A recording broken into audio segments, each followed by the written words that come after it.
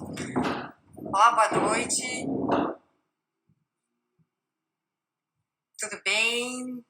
Eu sou Maíra, junto com Átila Bertoncini, Matheus Freitas e Jonas Leite, coordenamos o projeto Meros do Brasil, que é realizado pelo Instituto Meros do Brasil, em parceria com mais 9 instituições ao longo da costa brasileira, com a Universidade Federal do Pará, Universidade Federal de Pernambuco, Universidade Federal de Alagoas, Movimento Cultural Arte Manha, Universidade Federal do Espírito Santo, a Associação Amigos do Museu Nacional, ONG Instituto Comar, Instituto de Pesca de São Paulo, Museu Capão da Embuia, no Paraná, e bem-vindos todos. Hoje a gente vai receber um convidado bastante especial, Chris Malinowski, norte-americano, que está aqui, né, acabou vindo para cá, para um evento do projeto, acabou ficando por aqui mais uns dias devido ao coronavírus. Sejam bem-vindos todos, vou chamar o nosso convidado agora, e logo em seguida vou explicar como é que vai funcionar a nossa live, tá bom? Hi, Chris! Oi, boa noite, Maíra e pessoal. Estou feliz por estar aqui. Obrigado, Projeto Meros do Brasil, pelo convite. You did great! Thank you so much for accepting our invitation. Thank you very much, Chris. It's a pleasure to have you here. Obrigado, pleasure is mine. Vou apresentar também o Leonardo Bueno, que é nosso coordenador em Santa Catarina, pesquisador do projeto, e ele vai fazer a tradução, a tradução das respostas do Chris. Então a gente vai ter essa super ajuda, esse super help aí hoje também, tá? Eu vou começar com uma apresentação do Chris, para todo mundo saber quem ele é. O tema da live de hoje é Meros além das fronteiras, né? Então a gente vai conversar um pouquinho e entender um pouquinho como é que funciona ou como é que está o status de conservação do mero nos Estados Unidos através da pesquisa que o Chris e o grupo de pesquisadores com quem ele se relaciona tá desenvolvendo também, tá? E lembrando que o projeto Meros do Brasil é patrocinado pela Petrobras, por meio do programa Petrobras Socioambiental. Isso permite que a gente possa fazer esse tipo de relações, coletar dados e desenvolver pesquisa de qualidade a longo prazo, tá bem? Então, gente, nesse papo de conservação marinha, preservação dos meros além das fronteiras, a gente recebe o Chris, né, que é doutor em ciências biológicas, estuda ecologia de peixes, divisão de nichos, eficácias de áreas marinhas protegidas, ecotoxicologia também e comportamento de padrões de desova. No doutorado, na Universidade do Estado da Flórida, ele trabalhou com a ecologia dos meros e foi aí que o Leco, que é o Leonardo Bueno, conheceu ele, encontrou com ele lá e nós começamos a desenvolver pesquisa conjunta, né? Projeto Meros do Brasil e Florida State University, trazendo para cá para o Brasil, através do Leco, uma metodologia super inovadora e que daqui a 2 lives o Leco vai falar a respeito disso com a gente aqui também, tá? E o Chris agora está no seu doutorado, no seu pós-doutorado em pesca de ciências aquáticas na Universidade de Purdue, Indiana, trabalhando, entre outras coisas, com o impacto de microplástico nos ecossistemas. Se a gente tiver a oportunidade, né, a live de hoje é um pouquinho diferente, a gente vai fazer ela de uma forma mais lenta, mais devagar, né, para poder fazer perguntas e respostas que todos possam ouvir e aproveitar. Então, a gente, quem sabe, chega lá nos microplásticos. So, Chris, let's go? Let's go! Ok, então vou começar com a primeira pergunta, né? Nos Estados Unidos, gente, o mero é protegido há 30 anos, há 10 anos mais do que aqui no Brasil. Eu vou perguntar para o Chris quais são os efeitos relacionados à proibição, à moratória, que eles puderam observar nas últimas 3 décadas nos Estados Unidos, e se houve alguma recuperação das populações. So, Chris, in the US, Atlantic Goliath Grouper has been protected for 30 years. What effects what effects related to the moratorium have you seen in the past 3 decades? Has the population recovered? Do you have any indicators about that? Sure. So I think in order to discuss the recovery of the species, start by talking about the ecology of the species as a whole and their range. Então, para discutir a recuperação da espécie, a gente tem que levar em conta onde ela ocorre, né, todo o range dela, mas So the species itself historically has ranged from in the United States in the Atlantic, from North Carolina all the way through the Gulf of Mexico, through the Caribbean and down to South Brazil. então, historicamente, né, o mero ocorre desde lá da Carolina do Norte, Golfo do México, toda a parte do Caribe, até o sul do Brasil. And also to across the Atlantic to Western Africa. E também, né, do outro lado do Atlântico, na costa da África. So to discuss recovery of the species, we want to consider the recovery throughout its entire range. Então, para discutir recuperação da espécie, tem que se discutir ao longo de toda a área de ocorrência dela, né? Não somente num local. So to talk about the research that myself, colleagues, you guys in your project have done, we look specifically at Florida for the work that we have done for Florida State University, and we look at the recovery potential in terms of what the state agencies and the federal agencies look at for fishery assessments. Então, né, nesse trabalho todo desenvolvido por eles na Florida State University, por nós aqui também, a grande que eles estão procurando é pelos históricos, né, de tamanho de estoque que se tinha das populações. And when we consider stock assessment recovery, we're more considering the species as a fishery, so one that can be extracted lethally for consumption or some other purpose. Esses dados de estoque, então, eles são mais voltados para espécies que são pescadas, né, e consumidas, tem mais dados, né. And the other way to consider recovery from more of a scientific or a conservation perspective is to consider a species' ecological role throughout its entire ecosystem and its native range.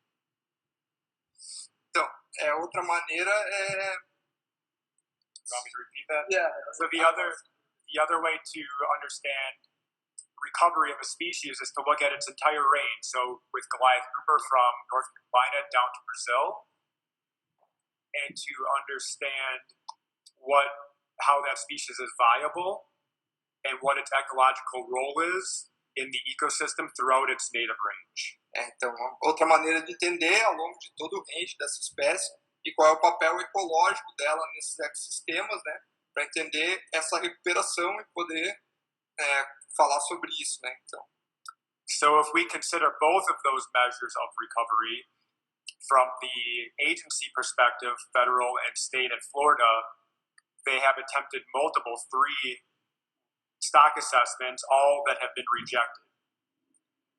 Então, os órgãos, né, de controle, os órgãos federais, estaduais da Flórida, eles usaram 3 tipos de acesso ao estoque, né, stock assessment, para avaliar de relatórios, né, de relatórios, dados, para avaliar essa abundância dos meros lá, e nenhum foi reconhecido, né? Então tem uma falta de dados aí para realmente afirmar, né, recuperação. Right. So from a fisheries perspective, it is not recovered. It has shown signs of recovery at very much an incline in Florida. But if we then consider the range throughout its native range all the way down to Brazil and the Caribbean, there has been very low recovery there. It's very few numbers. The abundances of Goliath Grouper are very low everywhere other than Florida. Então, pela perspectiva dos pescadores, tem uma indicação de recuperação, né, uma curva crescente aí da abundância, mas quando você pega todo o range de ocorrência da espécie, a gente ainda continua tendo números muito baixos de abundância, né? Que mostra que não há uma real recuperação da espécie, em todo o range dela, né? Há alguns indícios na Flórida de maior abundância. So to bring that back to a summary of all of that, to answer your question specifically, the answer is no. They have not recovered, but they have shown promise in conservation efforts of signs of recovery in a very small fragment of their native range, which is in Florida. Então, para responder melhor, mais sintetizado a pergunta é que não, na Flórida não tem uma recuperação, não há uma recuperação da espécie, mas sim algumas ações de conservação que têm funcionado na Flórida e mostram um indício de recuperação, mas essas espécies ainda não voltaram ao que se tinha nos anos 50, né, lá para trás. Enquanto a gente não tiver uma recuperação na área toda, né, dos meros de ocorrência, sem fronteiras, que é o que a gente está tratando hoje, a gente também não pode dizer que ele está recuperado, né? Isso aí. Tá, let's go to the second question. Here in Brazil, although the species is protected, we continue to receive reports, lot of reports, especially in this online time. We have everything on time. People can take photos and make movies and send to us by Facebook, Instagram, WhatsApp, and we receive a lot of reports of illegal fishing.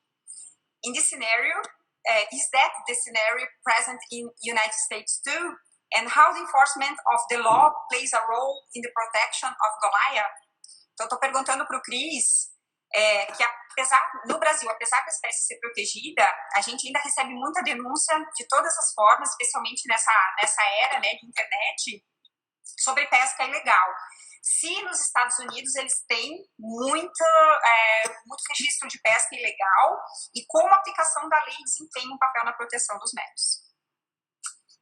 So the answer is yes, poaching, illegal fishing does still occur in the United States. We know maybe we don't get live feed of this through photos and things, but we hear rumors from other fishermen that we work with that yes, there's poaching that occurs. We also have seen evidence of that diving where we've seen parts of fish, parts of Goliath Grouper.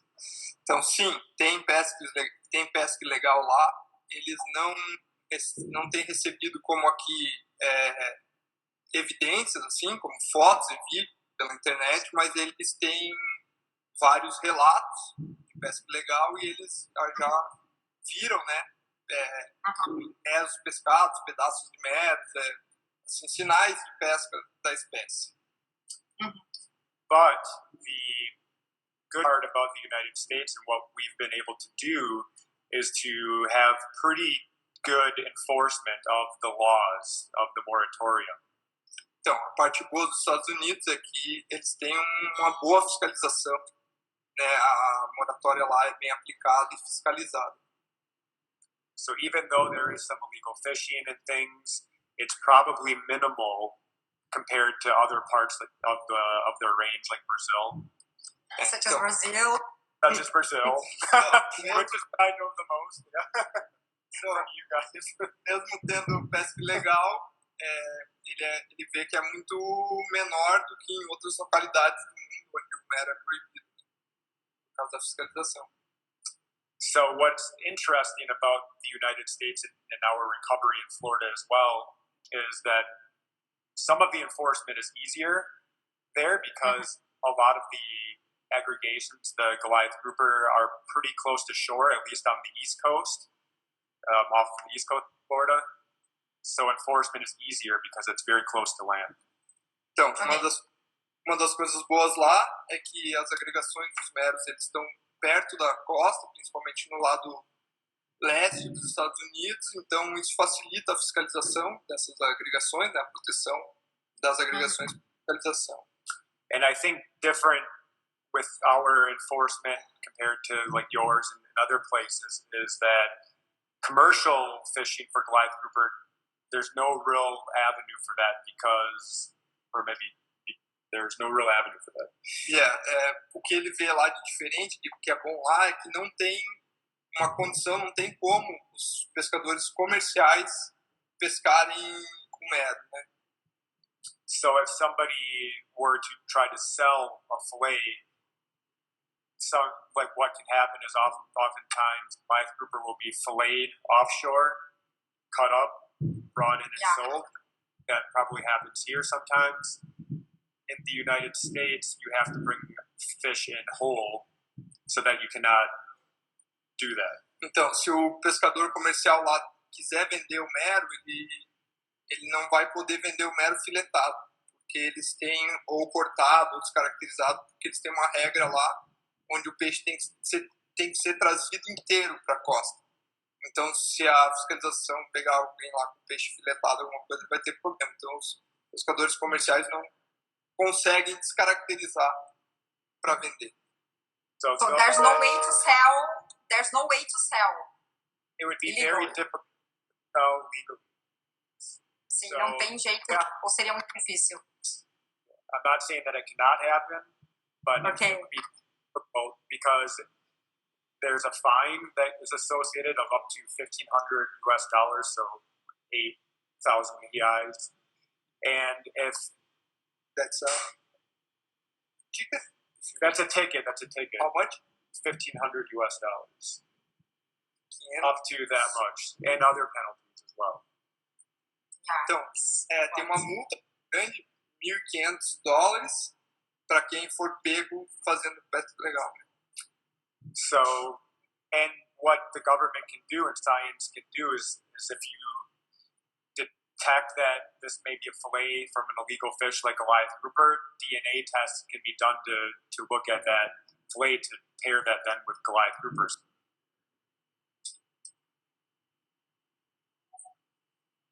Por alguma fiscalização, se tiver um peixe filetado que traga alguma dúvida, essas amostras são mandadas para fazer DNA e aí essa pessoa vai, se for detectado que é um peixe legal, vai ser punido aí. So it's likely that the poaching that does happen is more from a recreational standpoint, and we can get into this more later as well, but a lot of times people aren't killing Goliath grouper to eat them, they're killing them because they think they're bad reef environment and they want them dead. Então, o que acontece lá, a maior parte da pesca ilegal que acontece lá é feita pelo pescador esportivo ou amador, pescam para comer o mero ou para tirar ele do recife, porque eles acham que tem muito mero, alguma coisa assim. So I'll just finish this by saying enforcement is by far perfect in the United States. There's a lot of loopholes and ways to poach, not just Goliath grouper, but especially offshore, other species. But enforcement is extremely important, as you know, in Brazil. If you don't have enforcement, moratorium laws don't mean anything. Então, eles têm lá uma boa fiscalização, né? Que sim, tem áreas que são difíceis de fiscalizar, mas que funciona e que é uma coisa muito importante, né? Em todo lugar do mundo, para se proteger qualquer espécie, que a fiscalização faça se cumprir as leis, né? So there are probably multiple reasons why the fish has recovered in Florida, but enforcement is one of those reasons. Então, há provavelmente muitos motivos pelo mero ter se recuperado na Flórida, mas fiscalização é provavelmente um dos grandes motivos. Ok. Eu vou pegar uma dessas falas que o Cris trouxe a respeito da grande quantidade, né? Que se tem, que os pescadores vão capturar mesmo ilegalmente porque acham que tem uma quantidade grande. Então, a nossa próxima pergunta ela vai nesse sentido. Nos mergulhos que o projeto tem feito, o projeto, o Leco sabe muito bem disso, né? Monitora há mais de uma década pontos de agregação reprodutiva, ou seja, lugares onde os meros se reproduzem. O que se tem visto durante essas temporadas, esses períodos, né, as estações de agregação, são 15, 20 meros nesses pontos onde o projeto monitora, certo, Leco? Certo. Isso. Na Flórida, os registros que o Cris e as equipes têm visto são de uma centena de meros, mais de 100 meros durante esses períodos. E mesmo assim, a espécie está classificada como ameaçada, ela é uma categoria ameaçada, considerada vulnerável. É possível em algum dia discutir a abertura da pesca? So, Chris, in the scientific dives that the Meros do Brasil project have been doing here, at least 10 years, during the spawning aggregation, we can see 15 to 20 Meros in the same aggregation, Goliath Grouper in the same aggregation. In Florida, you have merger records with 100 during the same period, the aggregation time. But the species remain in the endangered. So, will it ever be possible to rediscuss the opening of fishing? What do you think about it? So, first of all, what we've seen with patterns that you might be starting to see is when the recovery started to happen, you have the abundance increasing, you have the number of spawning aggregations increasing, and the size of those aggregations increasing. Então, Brasil. eles viram primeiro lá, foi o aumento da abundância, né, que talvez a gente tomara veja aqui no Brasil, o aumento da abundância, depois o aumento do número de agregações reprodutivas, né, ao longo da qual. So the size of your aggregations, 15 to 20 individuals, that's about what we see on some of our native or natural sites. So, but some of the artificial sites that provide more high relief habitat, yes, we've seen numbers on the upper end of 100 individuals. Então, esses números em torno de 20 indivíduos é o que eles veem ainda hoje nos recifes naturais. Nos recifes naturais de agregação, mas nos recifes artificiais, que tem uma complexidade estrutural diferente, uma altura maior do recife e tudo mais, sim, tem essas agregações de mais de 100. So from a perspective of should we consider reopening a fishery, that conversation is ongoing in Florida right now. And a lot of reason for that is because of these large numbers on certain aggregations are the same sites that a lot of fishermen interact with as well. So they see these large numbers. Então, na Flórida realmente está se discutindo a reabertura, mas o motivo disso é que os pescadores usam muito essas áreas onde tem essas grandes agregações. Então eles acabam interagindo com o mero, né, vendo muitos meros e acham que é uma abundância, uma grande aumento da abundância. And so this international category, the IUCN category of vulnerable that we talk about, really refers to their entire range. So the low numbers that exist of Goliath Grouper range is why they are so vulnerable in terms of their recovery. Então, a classificação internacional da IUCN, ela leva em consideração todo o range da espécie e por isso ele continua vulnerável. Even though they're in larger numbers off the coasts of Florida, the Gulf of Mexico, and the Atlantic, myself and colleagues still believe that it is not really a viable fishery for extractive fishing. Então, mesmo com esses grandes números, tanto do lado do Atlântico quanto do Golfo, ele e os colegas, os estudiosos lá na Flórida, acreditam que ainda não é um número válido para se abrir para pesca. And one way to think about species such as Goliath grouper is that they are very long-lived.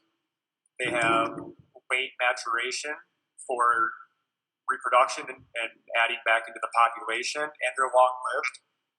Also, they are protogynous hermaphrodites, so they change sex from female to male later on in life. All of these qualities make them a very poor species for intensive fishing. Então, uma das coisas é que ele tem um ciclo de vida muito longo, ele demora a crescer, ele é hermafrodita protogênico, então eles são todos fêmeas, e aí lá num período da vida depois vão se transformar em machos, e demora muito até que de uma reprodução, um mero cresça e chegue a reproduzir de novo. Então essas são que tornam ele ainda não se pode abrir a pesca, porque tem essa coisa de ciclo de vida. So generally they do not make a very good fishery species.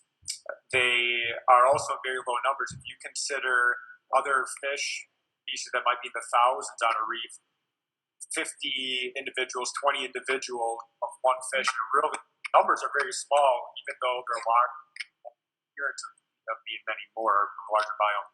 Então, eles não são mesmo, né? Eles não são uma espécie boa para pescarias, porque você vê outras espécies que têm milhares de peixes ali. Os meros vão ter ali 50, né, dezenas, ou, né, e mesmo que a biomassa seja maior, porque eles são muito grandes, eles não vão ser tão abundantes.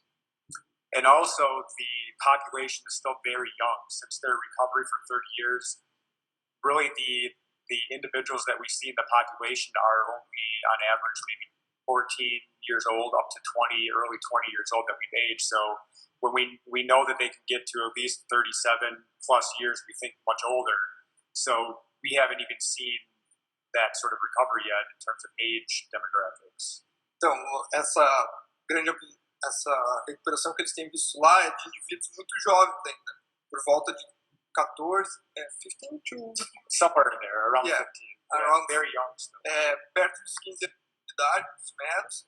Então não se tem uma recuperação de indivíduos já mais velhos. Eles não encontram os que eles fizeram as amostragens e fizeram as leituras de idade, estão por volta dessas idades, muito novos ainda.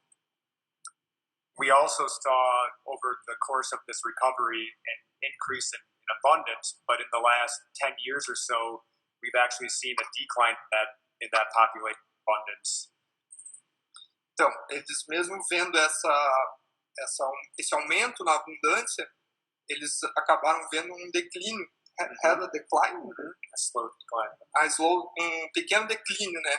Ao longo desses anos, eles viram essa abundância crescer, mas também já mostrou um pequeno declínio. We think that a lot of this is attributed to reoccurrence and higher occurrence of cold snaps and red tide events, so harmful algal blooms that are occurring and killing a lot of the juvenile, even adults in the population. Então, eles acham que esses pequenos declínios eles estão relacionados a águas geladas, então eles têm uns eventos de águas geladas ressurgirem rapidamente na costa, matando esses indivíduos, e marés vermelhas também, então infestação por algas que acabam matando a maioria juvenis, mas também acabam matando indivíduos adultos. So this shows that aside from fishing and opening up fishing for this species again, they are also very vulnerable to these other effects that are related to human impacts as well. Então, mesmo eles são vulneráveis, né, a outros aspectos que não é só a pescaria, né? Então a abertura da pesca não seria sustentável porque outros forçantes ambientais, né, podem estar interferindo na população. So it's likely these conversations will continue because of the interaction with these large fish, but again, I'll reiterate that it is likely that this species should not be considered for a fishery species now or for some long period of time. Então, provavelmente essas discussões de reabertura vão continuar acontecendo pela interação dos pescadores com essa grande espécie e essas abundâncias, mas que ele acha que essa espécie deve ser considerada para ser pescada, então, talvez nunca. Certo. Eu esqueci de falar também, pessoal, vocês podem fazer as perguntas aqui em português ou em inglês, no final a gente vai passar as perguntas também, como a gente tem feito, né? Quando faltar 15 minutos para encerrar a live, a gente vai voltar as perguntas para o Chris também. As que a gente não conseguir responder, a gente sempre responde e deixa lá no nosso feed no Instagram também, tá? Então a gente vai voltar aqui tranquilamente. A pergunta seguinte para o Chris, ela estava um pouquinho relacionada com essa que ele acabou de responder também, tá? Mas eu vou refazer ela para a gente tentar ver um panorama mais alto, né? Mais amplo, já que o Chris trouxe essa questão da informação de que a gente não pode avaliar uma espécie só pela distribuição regional dela, né? Então, o que essa recuperação local representa em termos de conservação a nível mundial, já que é uma espécie que ocorre dos dois lados do Atlântico, né? E como ele vê a diferença de categorização de ameaça entre os países, né? Porque são categorias que são internacionais, né? A IUCN tem uma categoria, o Cris já falou que, né? Ela é um olhar do todo, mas não regional, tá? So, Chris, what does this local recovery represent in terms of conservation worldwide? And how do you see the different and treat categorization between the other countries and in the United States? So I think that the recovery that we've seen some potential for is actually a conservation success worldwide. It shows that if the right measures are put in place, we do have a chance to recover some species like the Goliath grouper. Então, o que ele viu lá é um sucesso de recuperação na Flórida que funcionou, né? É um caso que funcionou. It shows that it is working. Yeah, que funciona. Está funcionando. Eles têm feito lá nos Estados Unidos. So we need to remember that this species, throughout its entire range, Florida included, was fished to near extinction levels before the moratorium. And so coming from that to some amount of recovery when we're even considering reopening this again shows that there is some conservation success. Então, como essa espécie saiu quase do nível zero, né, estava praticamente quase extinta, e foi a um ponto de se discutir reabrir a pesca de novo, realmente mostra um sucesso na conservação da espécie. We've also, in the last few years, gone from an international category of critically endangered to vulnerable when we've reconsidered considering what's going on in Florida compared to the rest of its range. Então, também internacionalmente, né, a espécie saiu de criticamente ameaçada para vulnerável, por causa do sucesso que aconteceu lá. So if we can try to understand in conservation with Goliath grouper, other species, the things that have worked, then we can try to mimic that and do those same efforts in other places and maybe have similar successes. Então, se a gente pegar esse caso de sucesso que funcionou lá para Meros ou para outras espécies e replicar em outros lugares do mundo, então isso é uma coisa que pode funcionar, né? So I would say our efforts are far from over. We're just starting this process, but this shows that there is promise in these conservation efforts that if we continue, at least some species can be helped. Que os esforços eles estão longe de acabar, mas que é me perdi um pouco, mas que é como se fosse uma boa receita, né, que se aplicada em outros lugares. E pode ser aplicada em vários lugares, né? E isso a gente pode pensar também que, por exemplo, na costa da África a gente tem muito pouca informação, né? In Africa we have so few information about Goliath grouper, and we need to think in this way that you said. We need to picture all the figure to know what's going on. Is that right? There's a lot of information, ecology of the species we still do not understand. We need to... tem muitas ainda partes da ecologia e da biologia da espécie que a gente não entende, que a gente precisa entender. There are things we need to understand for full recovery in terms of their genetic structure, how related they are, where they're going and where they're coming from. Então, uma das coisas que a gente precisa entender é a questão genética, a recuperação total seria a genética, quem eles são parentes, de onde eles estão vindo, para onde eles estão indo, esse fluxo genético. Why they can recover in some areas and not others, where the populations are sinks, where their sources. Porque eles conseguem se recuperar em algumas áreas e em outras áreas não. Aonde tem fontes, né, exportam meros, e aonde tem os lugares sumidouro, onde então esse pool genético desaparece, né? Parece.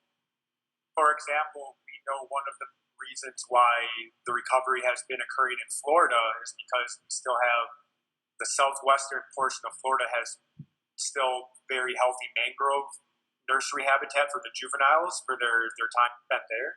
Então, uma das coisas que eles sabem lá que ajudou a recuperação na Flórida é que eles têm mangues muito saudáveis no lado sudoeste da Flórida e que são os habitats berçários que o mero precisa, e isso foi uma das coisas que ajudou essa recuperação. And this is habitat that we need to understand in terms of not only the structure for the fish to feed and to use as protection, but also the water quality, the pollution in these areas, the dissolved oxygen, the salinity levels all have to be such where it can support a viable health population of juveniles and adults. Então, os mangues são habitats que a gente ainda precisa entender bem, não só a parte estrutural para abrigar os merinhos ali, mas também qualidade da água, poluição, impactos que vêm ocorrendo, para que esse mangue tenha potencial, tenha tudo que precisa para sustentar, por exemplo, a recuperação de uma população.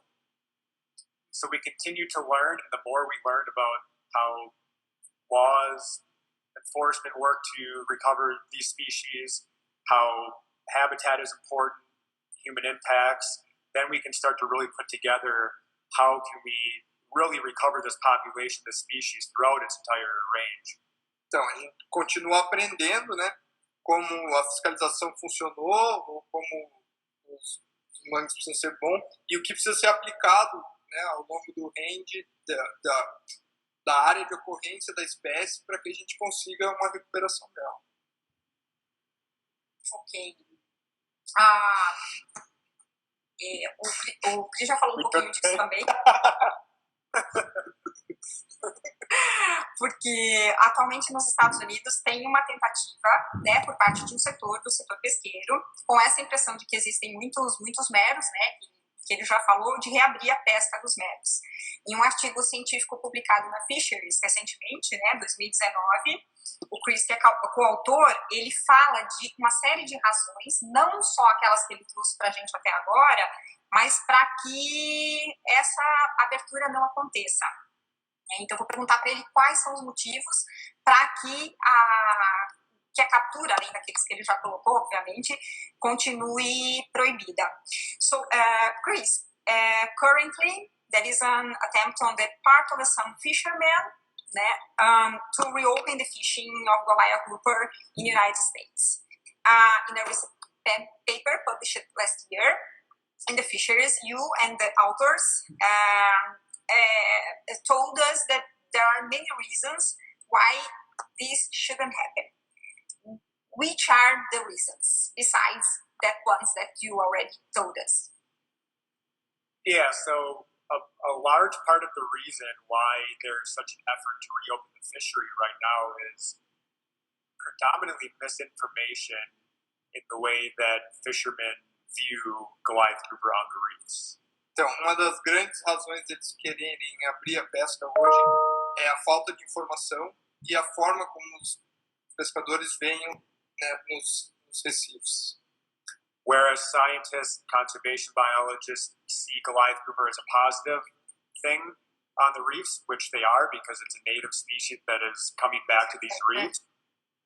Fishermen see them as the opposite. Not all fishermen, but some fishermen see them as that they see them as a nuisance on the reefs. Como a ciência vê o mero como uma coisa boa, voltando aos recifes, né, em grandes abundâncias, cumprindo seu papel funcional e ecológico ali. Os pescadores veem isso, entendem isso de uma outra forma, como sendo uma espécie muito abundante, causando impacto a essas áreas. So we think a lot of the fishers or people that have negative experiences with Goliath Grouper on the reefs are probably newcomers to these areas. They're younger individual. Então, eles veem essas pessoas que têm problemas com o mero como pessoas novas, new fishermen, como novos pescadores que estão chegando ali agora, se deparando com essa abundância, tendo problemas. And this is because in ecology we have a principle called shifting of the baseline. So whereas older fishermen that saw Goliath Grouper on these reefs before they were fished to near extinction and know that they're a good part and a natural part of the reef system, newer individuals have a shifted baseline, whereas their first appearance of these reefs are that there were no Goliath Grouper, and now they're coming back. So they are now blaming Goliath Grouper for the loss or lack of fish that they have interest in catching. Então, na ecologia a gente tem um termo que chama shift baseline, que seria a linha de base, né? Que é como as pessoas... Síndrome dos pontos de referência dinâmicos, a gente chama, né? Aqui no Brasil, isso. Pontos de referência, né, desses pescadores, então os pescadores mais antigos que viram o mero antes dele ter essa abrupta queda, né, na abundância até quase a extinção, eles tinham um ponto de referência de quanto era um recife com uma grande abundância de mero. E essas pessoas que chegam agora novas na pesca, elas se deparam com uma quantidade de mero e eles têm um ponto de referência diferente. Então, os caras que começaram a pescar quando o mero estava numa abundância muito baixa, eles acham que aquilo deveria ser o normal. Não se vê. So, of course, humans are primarily responsible for the overfishing and removing of other grouper, other snapper from these reefs. But, well... Então, pulei essa parte na outra fala. E aí eles acham que essa grande abundância do mero é o que está interferindo no recurso que é alvo deles, que seria como caranhas, garopas.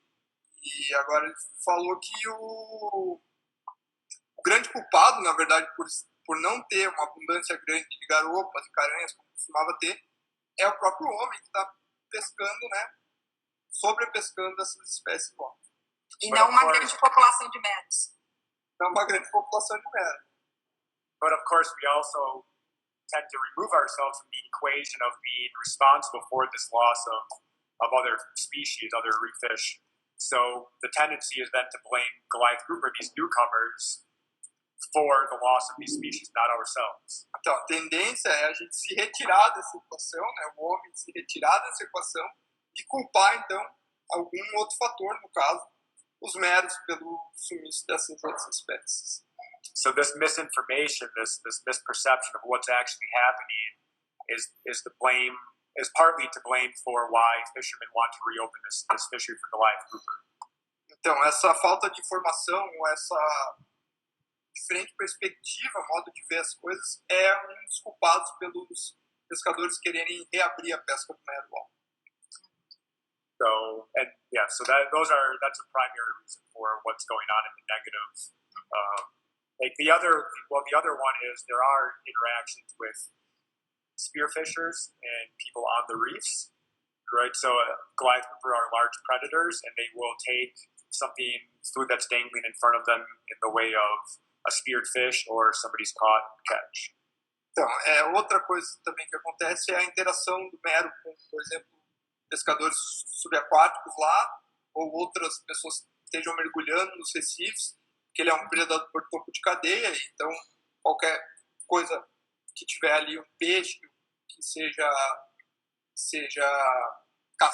pescado, né, arpoado, o mero vem em cima, então alguns mergulhadores têm problemas lá nessa interação com o mero, né, de tentar roubar o peixe, roubar o pescador. So, of course, this anger towards Goliath grouper taking something that somebody wants from their catch is also partly to drive this desire to reopen the fishery. Sorry. So, I was adding to that the anger that driven spear fishing or fishing and getting their catch stolen by Goliath also part to play. Então essa raiva desses pescadores que vão lá e tentam pescar e são roubados, né, pelos meros, é parte da culpa aí pela essa vontade de reabrir a pesca e diminuir a abundância de meros. Então, we have some very close feelings here. Sometimes fishermen has this feeling here. Os pescadores às vezes nos relatam nas entrevistas também essa questão tanto da grande abundância de meros, né, que está baseada no que o Cris falou também, né, nessa mudança do ponto de referência, quanto dessa competição. Um lugar com muito mero é um lugar onde as outras espécies somem, né? Mas isso então passa por uma questão da gente entender esse todo, né, de conhecer um pouco mais da espécie. E aqui tem aparecido várias perguntas muito interessantes também, que estão relacionadas com isso, inclusive, eu não sei se vai dar tempo de perguntar direto aqui para o Cris depois, mas como a gente pode, né, e talvez dê para o Chris falar como é que está a situação dos Estados Unidos agora, mas de reverter essa situação, de aproximar, de educar, de informar. Então, a gente vai manter isso em mente. Chris, I'm going to the next question, and then I if it's possible, because of the time, I come back to this issue that is education and come closer to the fishermen. Okay, there's a lot of questions about that people are putting here in the comments. Okay, so in this paper, se vocês quiserem o artigo, gente, depois é só perguntar, que a gente envia, manda a referência também. O artigo é muito importante, porque no atual momento, no projeto, a gente também está estudando os efeitos de metais pesados nas amostras de mero que a gente tem coletado ao longo do Brasil.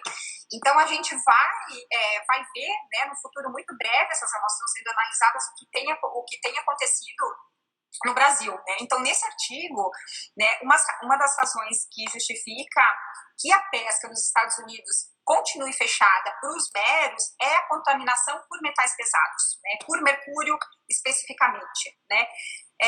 Vou perguntar para ele o que eles descobriram a respeito dos contaminantes, né, que foi publicado nesse artigo na Fishers no ano passado, e se a pesca for aberta, quais são as preocupações relacionadas com a saúde humana. So, Chris, in the article, one of the reasons that justify keep fishing closed is the contamination of heavy metals, especially mercury. What did you discover in your research with contaminants? And if fishery is open, what are the concerns about human health? Mm-hmm. So some of the major findings of the work we did with mercury contamination are that the levels of mercury in the adults are the highest of any grouper that we could find reports of in the region. Então, uma das principais questões que eles acharam no artigo foi que o nível de mercúrio dos grandes meros é maior que o encontrado para qualquer outra grande garopa. We have, well, some of the highest in the world. Yes. Sure. Os mais altos do mundo. There are other species of sharks and pelagic fish like swordfish and tunas that are as high, if not higher, but for a grouper species, they're extremely high. Então, tem outras espécies que têm altos níveis também, como peixe-espadas, né, os peixes de bico, ou os tubarões. Mas para as garopas é um dos mais altos. And of the levels that there's an environmental agency called the EPA, the Environmental Protection Agency in the United States, and they set a standard level for risk of mercury contamination and consumption of fish. And this standard is used often by global fisheries as well. That level is set at 0.3 parts per million or micrograms per gram currently. Então, tem a agência reguladora de proteção que delimita um nível de mercúrio tolerável para o consumo. The level? Yeah, 0.3 micrograms per grama de mercúrio in the muscle. In anything. But generally the muscle, because that is mostly what people. Geralmente nos músculos, tá? So the levels that we found the concentrations rather that we found in adults or subadult Goliath grouper, 96% or so of the Goliath grouper were above that level. Então, das concentrações que eles encontraram nos subadultos e adultos, 66% deles tinham níveis maiores do que o recomendado pela agência. 96% deles tinham níveis maiores do que o recomendado por essa agência reguladora. So nearly all. It's too high. So it's way too high. So the concentration of mercury in the muscle tissue, not even talking about the other tissues, is way too high to be considered toxic for human consumption. Então, todos eram muito altos e considerados tanto no tecido como na pele. era considerado super tóxico para o consumo. Some of the adults were as high as 25 times that level in their muscle tissue. Alguns dos adultos tinham 25 vezes, 25 times, 25 vezes mais mercúrio do que o recomendado. É muito alto. It's too high. Yeah, so very high. And one of the issues is you don't know where that level is of if you're going to consume Goliath Grouper. So you're taking a huge risk and could be 25 times the lower level or somewhere else above that, but regardless, it's above. Então, o risco é que você nunca sabe se for consumir um mero, se ele vai estar com um nível de mercúrio 25% maior ou só um pouco maior do que o nível. Só um pouco maior. Maior. Mas é. So of this research, we looked not only at the levels, we looked at spatial comparisons, so we wanted to understand where levels were higher, concentrations of mercury were higher throughout Florida, and as we expected, the concentrations are higher in areas that are closer to human runoff and other forms of closer to land. Então, eles nesse estudo não avaliaram só a quantidade de mercúrio, mas eles também fizeram uma avaliação espacial, então os locais, quais eram os locais que tinham esses níveis maiores, e isso corroborou com as áreas onde tinha maior descarga de dejetos, né, de poluição da parte humana, ou das áreas mais populosas.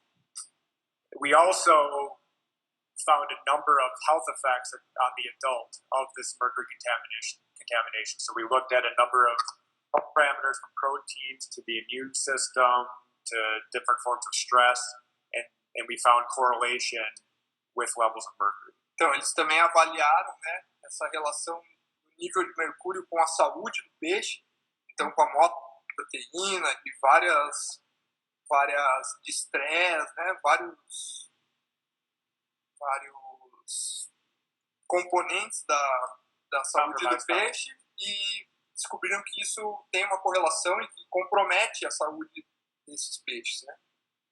But probably the most relevant issue that we found related to their potential recovery is that the levels of or the concentration of mercury were very high in their eggs. Um dos problemas que eles encontraram para a recuperação da espécie relacionada aos níveis de mercúrio é que os maiores concentrações de mercúrio eram encontradas nos ovos. In fact, these concentrations were so high, they were, again, some of the highest reported in any fish or in any other grouper, and also so high that above the EPA's level of risk for consumption, so you couldn't even eat the eggs if you want to. Então, esses níveis eram assim, tão altos que eles, inclusive, mais altos do que se pode comer e mais alto do que a maior parte das espécies, né, contaminadas. Of course, the biggest effect of this is on reproduction viability of fertilized eggs and offspring, so this could have major implications for reproductive effects. Então, dos maiores problemas é que seria a fertilidade desses ovos, né, e a viabilidade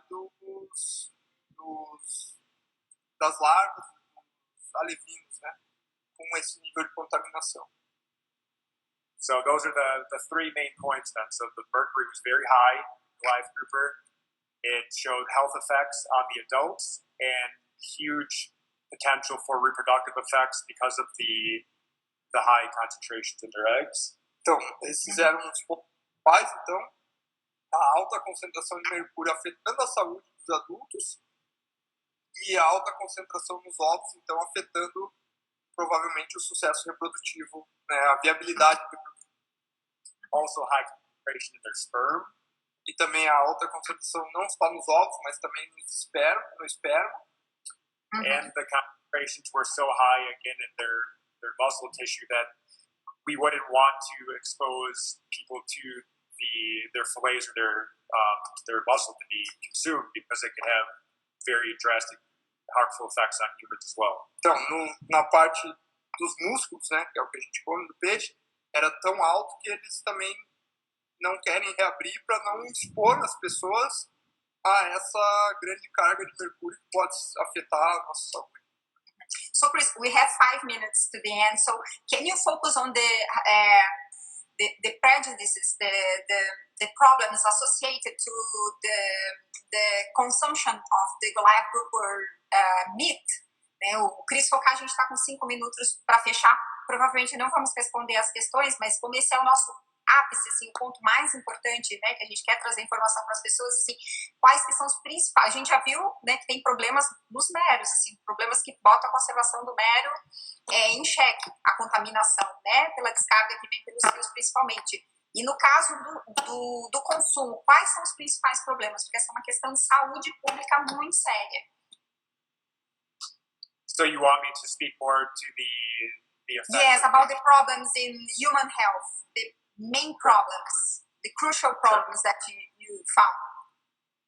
So I don't personally study human health, but we can draw conclusions based on those health officials that have looked heavily at mercury contamination in humans. Então, ele não estuda, né, os efeitos em humanos, ele não estuda a parte humana, mas ele pode supor algumas das coisas que podem acontecer pela contaminação. And what we know is that the concentrations and the exposure that people would have, the concentrations of mercury that exist in Goliath Grouper could have very drastic health effects for human consumers. Então, o que ele sabe é que a exposição dos humanos a esses grandes níveis de mercúrio pode sim causar efeitos na saúde humana. In adults, these effects range from cognitive effects to endocrine effects, so hormone levels and then things like that. Cardiovascular disease and Alzheimer's have also been linked to mercury concentration. Então, os efeitos podem ser tanto mentais, né, atrapalhando a parte mental, como a parte hormones, a parte hormonal também pode ser afetada e também pode estar relacionado com doenças cardíacas e até Alzheimer. And similar to fish and what we talked about with reproductive effects on fish and with their eggs and sperm, that is probably the most concerning thing when humans consume mercury and other heavy metals is the effect on their offspring, their children, their developing fetuses. Então, como nos peixes esse alto nível de mercúrio pode afetar a reprodução, uma das maiores preocupações no humano é afetar os bebês, né? Então, as crianças que nascerem de pessoas que consumem espécies contaminadas passam a contaminação para os filhos. Oftentimes, adults are not necessarily affected or show symptoms of mercury poisoning, but their fetuses and the developing children can have extreme cognitive and developmental effects. Porque algumas vezes os adultos não vão mostrar sintomas pelo consumo de mercúrio, mas as crianças, os filhos dessas pessoas vão ter problemas cognitivos, podem apresentar uma série de doenças. And this is not something that's not that only happens with extreme cases. There have been long-term studies showing children that were exposed to mercury through development or as young children have learning disabilities later on in life. Então, isso não é uma coisa restrita só a casos extremos de alto consumo, mas que crianças onde durante a gestação e coisas os pais consumiram carga contaminada. Não precisa ser uma carga muito grande, mas que isso vai gerar problemas no desenvolvimento da criança. So damage. So please, we have just one final minute. And I think to thank you so much for being here with us. That was a huge gift. We know that you are leaving tomorrow, so I wish you a very nice trip back to the United States. Thank you very much for sharing your knowledge and all this great energy that you have here. So I'm going to pass to you to say goodbye to all the people that are listening to you. Então, estou agradecendo ele por tudo. A gente tem meio minutinho aqui, pessoal. Obrigada. Desejando uma boa viagem para o Cris, que ele volta para os Estados Unidos amanhã. Thank you so much. Obrigado. Obrigada, Cris. Obrigada, Leco, pela tradução. Pela tradução também, tá, pessoal? Depois essa live fica disponível lá no IGTV do Meros. Semana que vem a gente volta falando de biologia da conservação. Chris, thank you very much. Cris, muito obrigada. Obrigada, Leco. Obrigada, equipe de comunicação do Mero, que deu uma super ajuda. Tchau, pessoal.